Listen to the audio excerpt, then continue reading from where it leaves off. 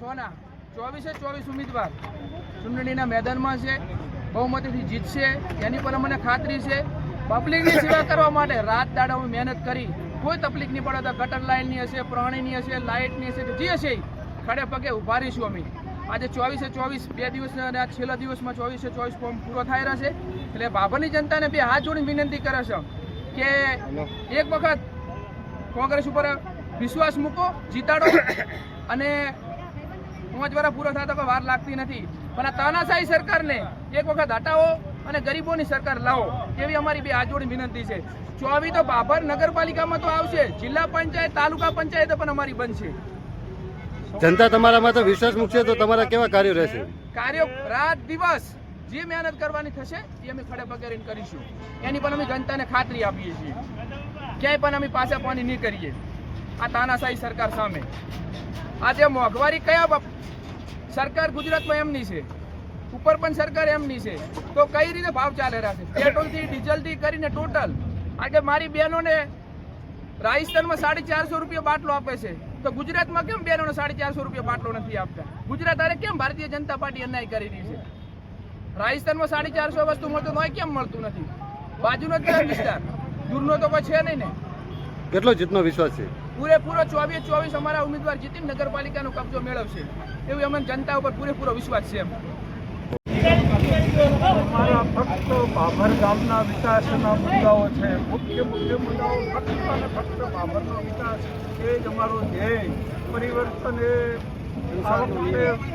નિયમ છે ભાભરનું, આખું ગામ એક અવાજે સુખી છે ભાજપવાળાઓથી, અને એનું પરિણામ પરિવર્તનથી આવવાનું છે। સૌથી વધારે ગામમાં પાણીનો પ્રશ્ન એવો છે કે 2-3 દિવસે પાણી મળે છે, અને એ પણ માથાના વાળ ખરી જાય એવું ભયંકર પાણી મળે છે।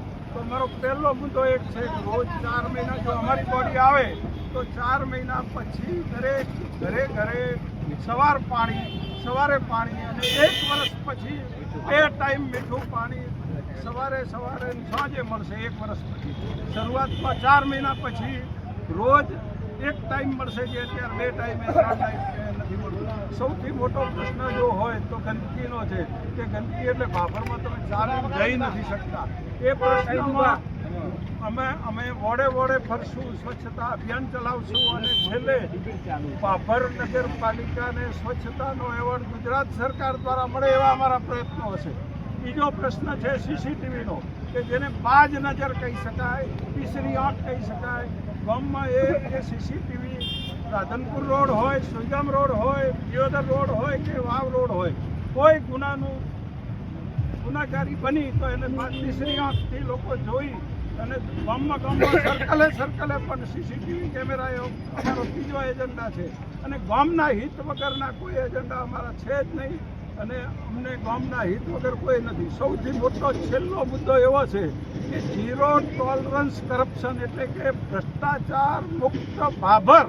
ભારત નથી કહેતો, કે હું નથી ગુજરાત કહેતો, ફક્ત મારો ધ્યેય ભાભર જ છે, અને ભ્રષ્ટાચાર મુક્ત ભારત ભાભર હશે આ મારો સૌથી મોટો ધ્યેય, કે અમારા એક પણ કોર્પોરેટર 1 રૂપિયાનો ભ્રષ્ટાચાર નહીં કરે, અને તમને ભ્રષ્ટાચાર મુક્ત ભાભર મળશે આ મારી સૌથી પહેલી ગેરંટી છે। ગામમાં ક્યાંય પણ ભયનું વાતાવરણ જે છે એને ભય મુક્ત ભાભર બનાવવાનો અમારો ધ્યેય છે। બસ, જય હિન્દ, જય ભારત।